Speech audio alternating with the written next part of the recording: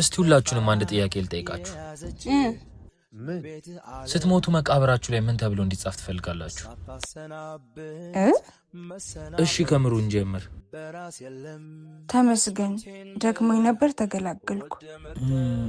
እሺ እኔስ? ዛሬ አንድ ላይ ቀበራችሁኝ እንጂ ሁላችሁም አንድ ባንድ ገላችሁ ነበር። እሺ አብርሽስ? የውሸት ተኖሮ የእውነት ተሞተ። አንተስ ግን ጥሩ ሰው ነው ብላችሁ የውሸት እንዳታለቅሱልኝ።